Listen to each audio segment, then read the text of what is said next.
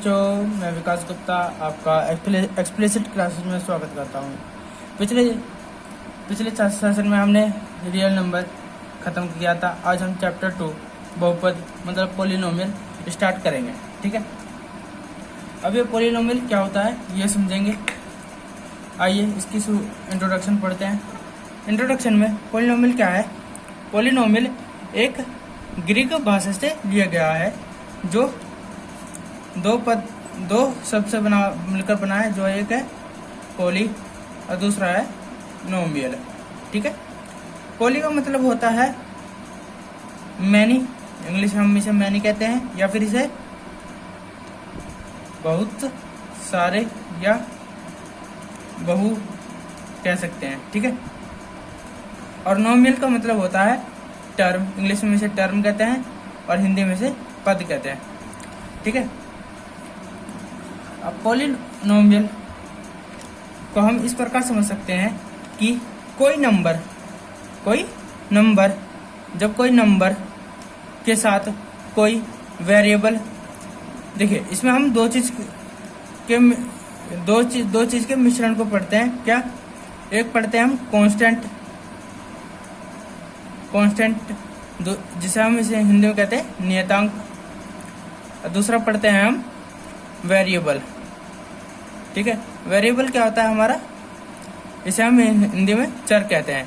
ठीक है, constant term वो होता है जो हम जिसे बदल नहीं सकते। जैसे क्वेश्चन के हिसाब से जो दिया होता है वही दिया होता है। जैसे न कोई नंबर 1, 2, 3, 0 कुछ भी हो सकता है, एनीथिंग, लाख करोड़ कुछ भी हो सकता है। ठीक है, अब वेरिएबल होता है हमारा x, y, z कुछ भी, एनीथिंग।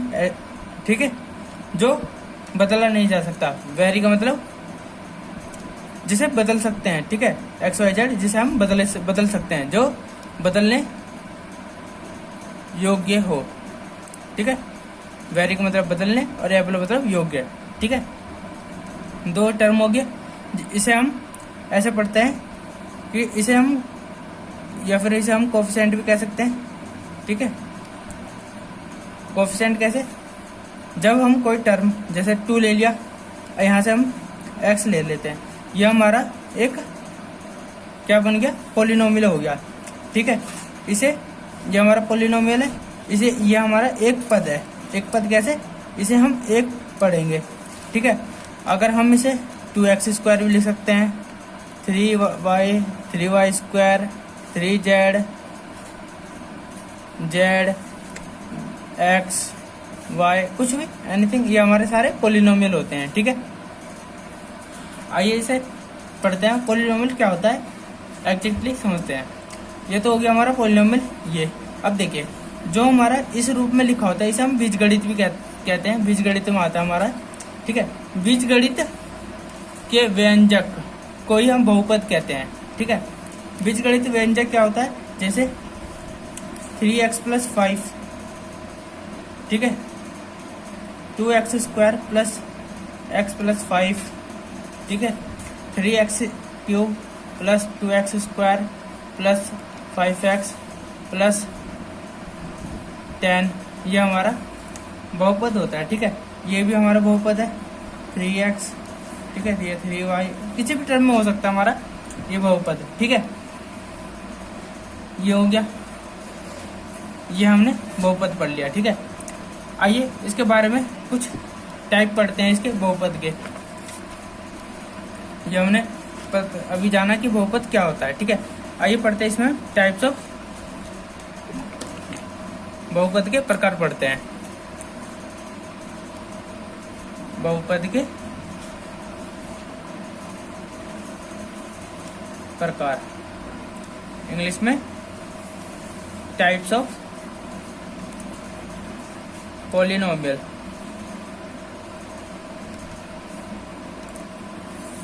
ये क्या चीज है? टाइप्स ऑफ पोलिनोमियल हमारे, ये अगर हम इसे पद के रूप में डिफाइन करें, पद के रूप में, तो हम इसमें इसे हम और कैसे बांट सकते हैं? अब देखिए, जो हमने अभी पढ़ा क्या कि ये हमारा इसमें एक पद है। ठीक है, इसमें भी हमारा एक पद है, ठीक है, तो इसे हम कहते हैं एक पदीय, ठीक है, एक पद बहु, ठीक है, एक पदीय बहुपद कह सकते हैं, ठीक है। इसमें हमारे दो पद है, एक और ये दो, ठीक है, तो इसे हम कहेंगे द्विपद, ठीक है। इसमें हमारे एक, दो, तीन, इसे हम कह सकते हैं त्रिपद, ठीक है, क्योंकि इसमें तीन पद है, ठीक है। इसमें एक, दो, तीन, चार है, तो इसे हम कह सकते हैं बहुपद। ये हमारी बहुत सारे के श्रेणी में आ जाते हैं, ऐसे जो बढ़ते हैं त्रिपद से आगे जो होंगे सबके से सब हम बहुपद कहेंगे, ठीक है। ये हमारा हो गया पॉलिनोमियल का इंट्रोडक्शन, ठीक है। आइए पढ़ते हैं टाइप्स ऑफ पॉलिनोमियल या बहुपद के प्रकार क्या होता है। अभी इसमें हम वो चीज हम पढ़ेंगे। पहला होता है हमारा एक घातीय,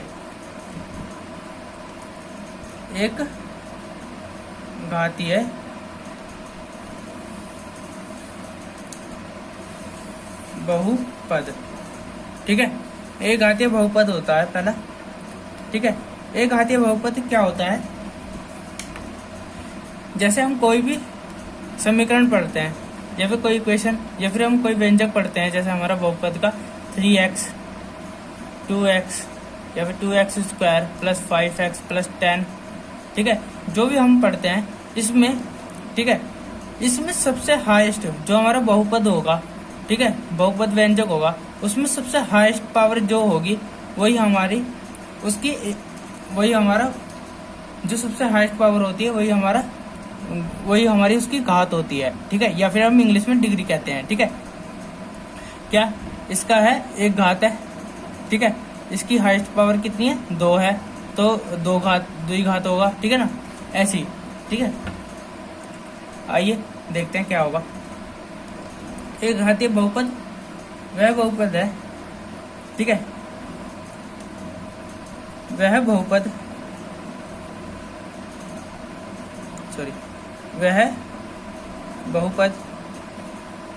जिसकी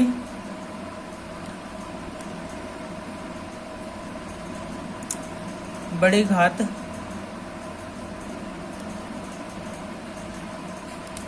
एक हो उसे एक घातीय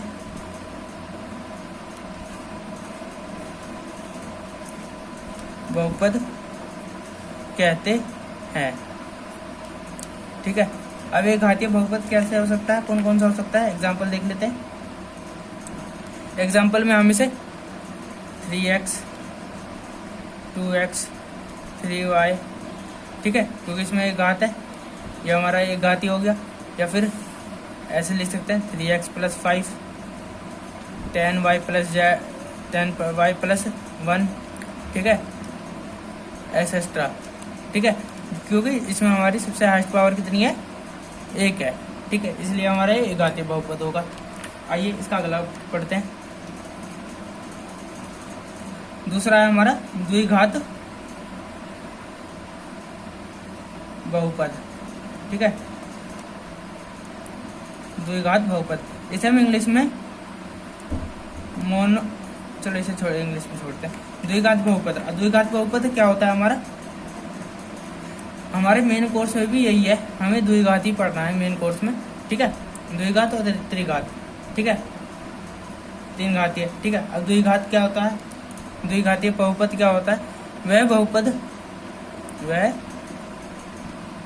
बहुपद जिसकी सबसे बड़ी घात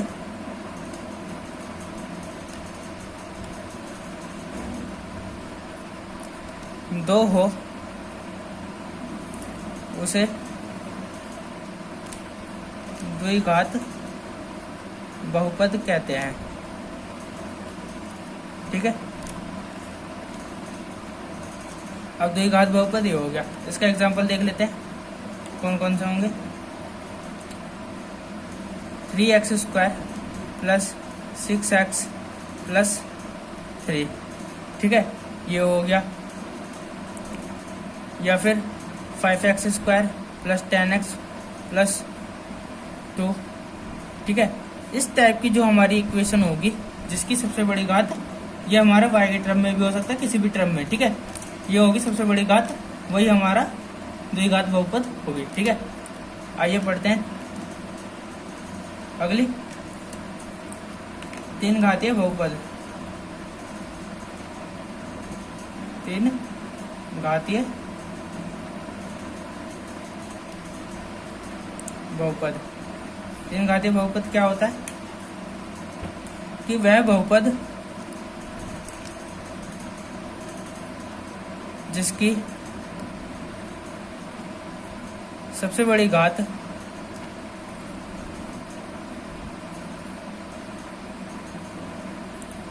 तीन हो, उसे 3 घातीय बहुपद कहते हैं, ठीक है। अब इसके एग्जाम्पल देख लेते हैं। इसके एग्जाम्पल होगा हमारा 5x³ plus 2x² plus x plus 8, ठीक है। ये हमारा 3 घातीय बहुपद, ये हमारे इस रूप में होता है, ठीक है। या फिर हम ले सकते हैं 10x³ plus 8x² plus 6x plus 5, ये हो सकता है एक्सेट्रा, ठीक है। ये हमारे इस टाइप के होते हैं, ठीक है। अब देखिए, अब ये हम इसे क्वाड्रेटिक इक्वेशन कहते हैं,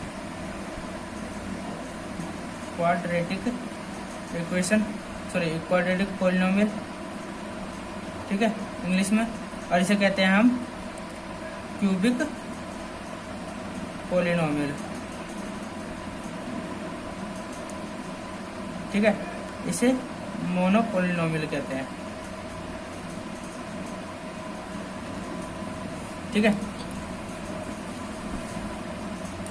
इसमें हमारा ये पढ़ा हमने द्विघात समीकरण में, ठीक है। आइए द्विघात समीकरण के बारे में, मेन हमारा इसमें हमारे कोर्स में मेन ये है द्विघात समीकरण, द्विघात बहुपद और 3 घातीय बहुपद, ठीक है, या फिर क्यूबिक बहुपद, ठीक है। आइए इसके बारे में जानते हैं आगे क्या होता है, ठीक है। अब देखिए द्विघात समीकरण के बारे में और कुछ जानते हैं। अभी हमने बताया था द्विघात समीकरण क्या होता है, आइए और कुछ जानते हैं द्विघात समीकरण के बारे में। द्विघात बहुपद के बारे में जानते हैं क्या होता है आगे। द्विघात बहुपद का व्यापक रूप क्या होता है? व्यापक रूप होता है हमारा ax² plus bx plus c, ठीक है। ये हमारा इसका व्यापक रूप हो गया, जिसमें हमारा a is not equal to 0 होता है, ठीक है। और जहां a b c ये क्या होता है हमारा रियल नंबर को एग्जिट करता है, मतलब वास्तविक संख्याएं होती है, ठीक है ना। वास्तविक संख्या को एग्जिट करता है, ये एग्जिट का निशान है, ठीक है। आइए इसमें और कुछ पढ़ते हैं व्यापक रूप। अब देखिए जो हमारा द्विघात समीकरण होता है, द्विघात बहुपद होता है, ठीक है। इसमें है ना, इसके जो हमारा x है, हमारा x है, इसमें x के 2 मान होते हैं, क्योंकि जिसकी सबसे बड़ी, देखो द्विघात बहुपद की सबसे बड़ी घात क्या होती है? 2 होती है, ठीक है। इसलिए हमारा द्विघात बहुपद होता है, ठीक है। इसलिए हमारा जो द्विघात बहुपद है, इसके जब द्विघात सबसे बड़ी घात 2 है तो इसके शून्यक भी 2 ही होते हैं। क्या होते हैं? शून्यक, या इसे हम हिंदी में मूल कहते हैं। शून्यक या मूल, या फिर कहीं हम आपको मिल जाएगा। अब फिर अगर इंग्लिश में बात करें तो इसे इंग्लिश में जीरोज और हिंदी में और मूल को रूट कहते हैं, ठीक है। ये हो गया। माना ax² plus bx plus c के दो शून्यक हैं, शून्यक अल्फा और बीटा है। ठीक है, अब ये अल्फा बीटा एक्स के मान होते हैं, क्योंकि मैंने बताया था कि द्विघात बहुपद के दो शून्यक होते हैं, मतलब एक्स के दो मान निकल कर आते हैं, जो हमने मान लिया अल्फा और बीटा। इसकी दो कंडीशन बनती है, दो शर्त है हमारे।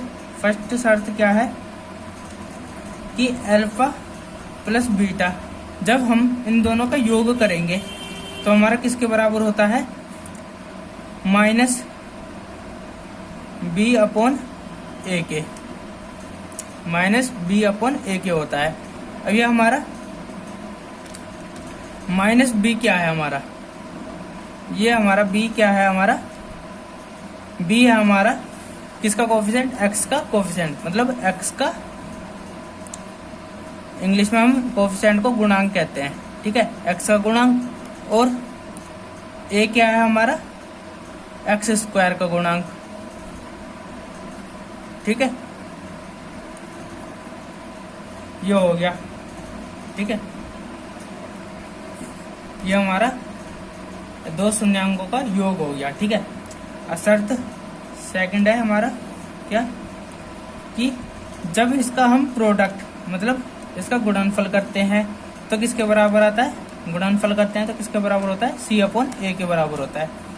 वो क्या होता है, अब c क्या है हमारा, कांस्टेंट टर्म है, कांस्टेंट टर्म है ये, मतलब ये हमारा नियतांक है। ठीक है, नियतांक पद है।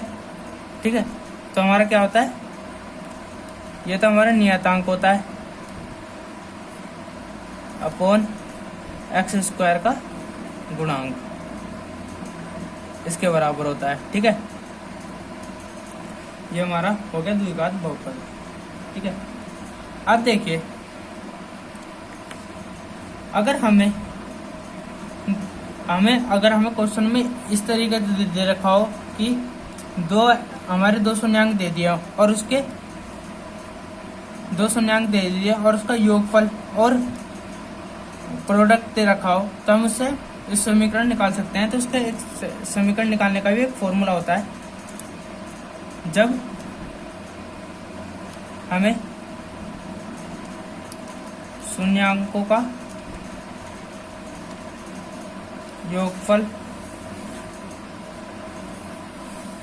और गुणनफल दिया गया हो, तब द्विघात समीकरण निकालने की द्विघात समीकरण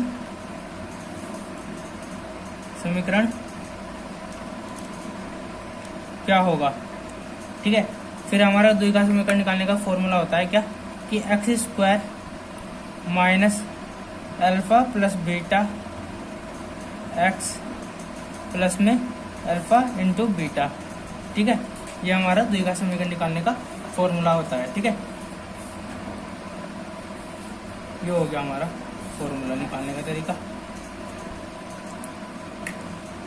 ठीक है, आइए एक्सरसाइज 2.1 को स्टार्ट करेंगे, जिसमें हमें यह पढ़ना है कि जो हमारा कि एक्स के मान कैसे निकालते हैं।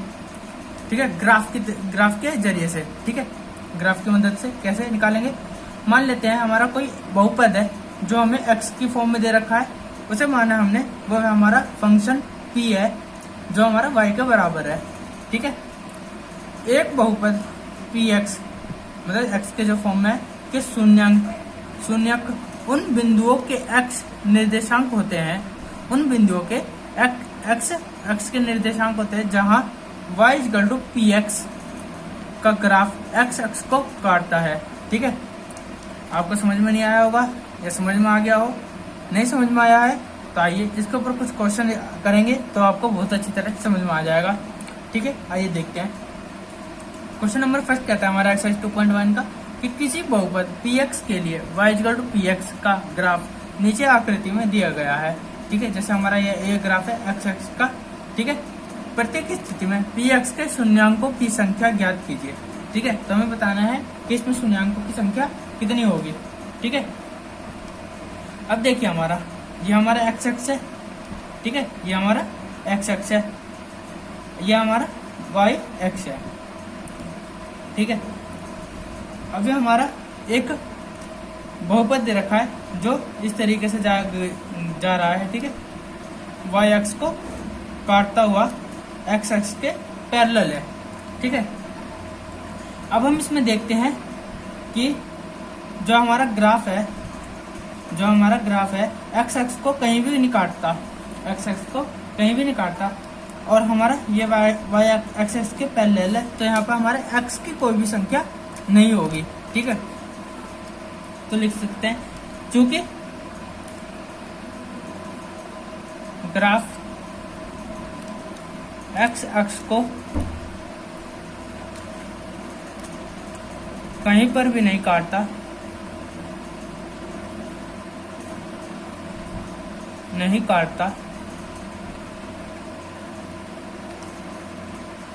इसलिए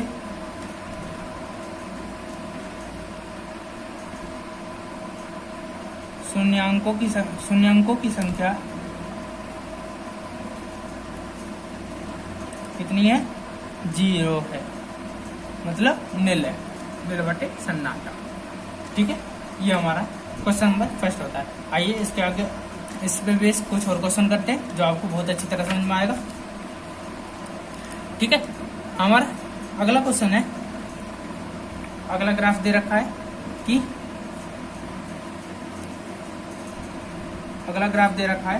हमारा एक एक्स है, ये हमारा एक्स एक्स है, ये हमारा हो गया एक्स, ये हो गया हमारा एक्स डैश। ठीक है, अगला हो गया हमारा वाई एक्स, ये हो गया हमारा वाई, ये हो गया हमारा वाई डैश। ठीक है, अब हमारा जो बहुपद है, अगला बहुपद, वह हमें इस तरीके से दिया गया है कि वह एक वलय बनाता हुआ वाई एक्स को काटता हुआ एक्स एक्स को काटता हुआ इस तरीके से जाता है। ठीक है, ये हमारा ओरिजिन है। ठीक है, मूल बिंदु है। ठीक है, अब देखिए यहाँ पर हमारा एक ग्राफ है, या फिर हमारा जो बहुपद है, या फिर हमारा ग्राफ है जो हमारा एक्स एक्स को वाई एक्स को काटता हुआ एक्स एक्स को काट रहा है।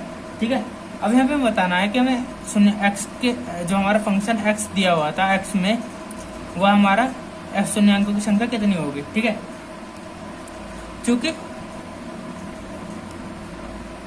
अब देखिए ग्राफ में हमारा जो ये हमारी जो आकृति है, ये हमारे एक्स एक्स को केवल एक ही बिंदु पर काटता है, इस बिंदु पर काटता है। ठीक है, तो इसलिए हमारा एक्स की कितनी संख्या होगी? एक संख्या होगी, मतलब हमारी शून्यांक की संख्या कितनी है? 1 है। क्योंकि ग्राफ एक्स अक्ष को केवल एक ही बिंदु पर काटता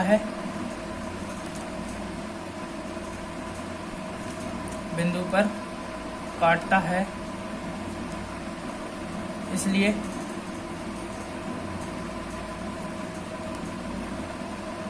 शून्यांकों की संख्या कितनी है? 1 है। ठीक है, ये हमारा हो गया। आइए इसका अगला क्वेश्चन करते हैं। थर्ड क्वेश्चन क्या कहता है कि हमें एक ग्राफ दिया गया है एक्स एक्स और वाई एक्स पर। ये हमारा एक्स एक्स हो गया, सॉरी एक्स, ये हो गया हमारा एक्स डैश, ये हो गया हमारा वाई, ये हो गया हमारा वाई डैश। ठीक है, अब हमें एक ग्राफ दिया गया है जो इस प्रकार है कि हमारा एक ग्राफ y को इस तरह काटते हुए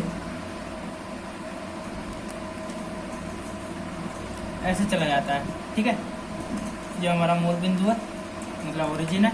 ठीक है, अब देखिए x, अब ये ग्राफ हमारे x अक्ष को 3 बिंदुओं पर काटता है। एक ये वाला बिंदु हो गया जो हमारा पॉजिटिव पे है, और एक हमारा ये हो गया जो नेगेटिव पर काटता है। तो मतलब कितने बिंदु पर काटता है एक्स एक्स को, 1 2 3 बिंदु पर काटता है।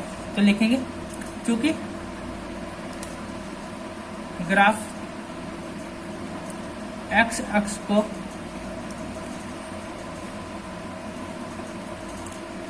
तीन बिंदुओं पर काटता है,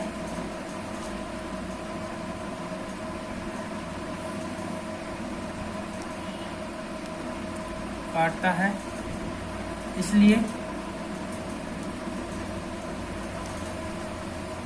शून्यंकों की संख्या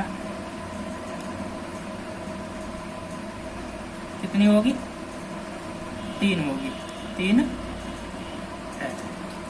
ठीक है, आइए इसमें बेस आगे और कुछ क्वेश्चन करते हैं। ठीक है, आपको बड़ा मजा आ रहा होगा क्योंकि ये हमारा ग्राफ पे बेस क्वेश्चन है। इससे हमें पता चलता है कि हमें ग्राफ किस प्रकार समझा जाता है। ठीक है, आइए इसके कुछ क्वेश्चन करते हैं। फोर्थ ग्राफ क्या कहता है कि ये थोड़ा टेढ़ा बन गया, ये हो गया हमारा एक्स, दोबारा बना लेते हैं, ये थोड़ा गलत बन गया। अरे यार क्या हो रहा है, यहाँ कर लेते हैं। फोर्थ ग्राफ क्या कहता है कि ये है, ये हमारा x, ये हो गया हमारा x डैश, ये हो गया हमारा y, ये हो गया हमारा y डैश।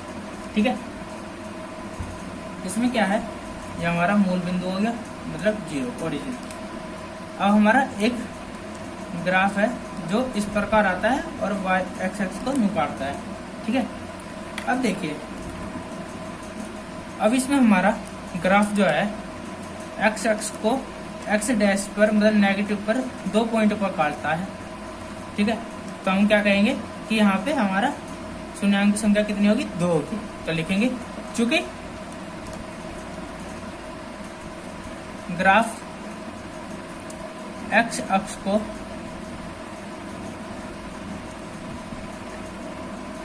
दो बिंदुओं पर काटता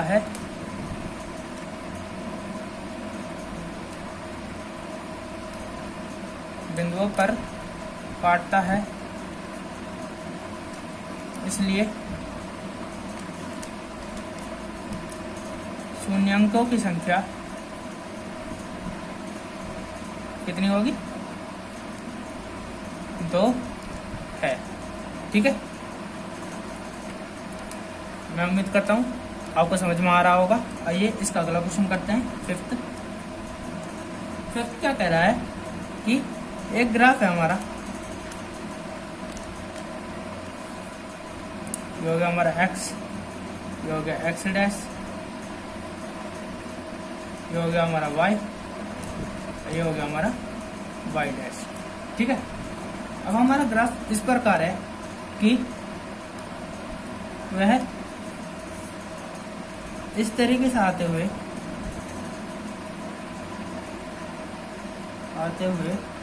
y एक्स को काटते हुए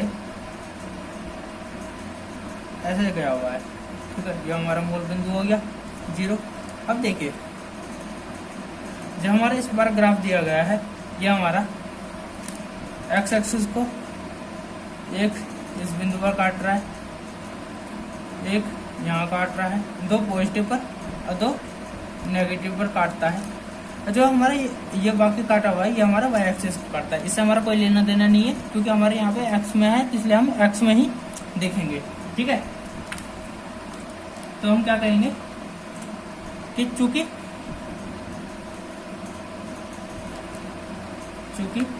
ग्राफ x अक्ष को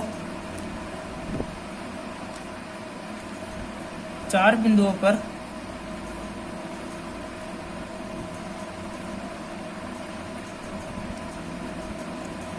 काटता है, इसलिए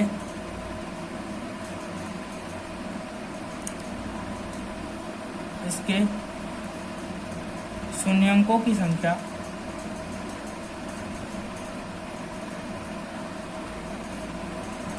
कितनी होगी, 4 होगी। ठीक है, ये हमारा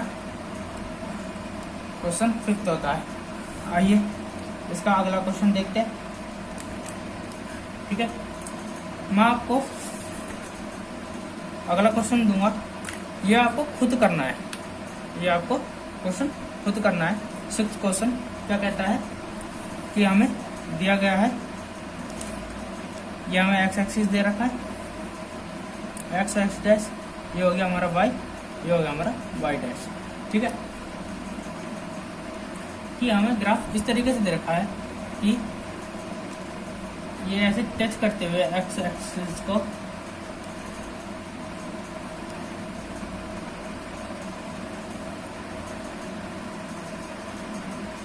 ये दे रखा है।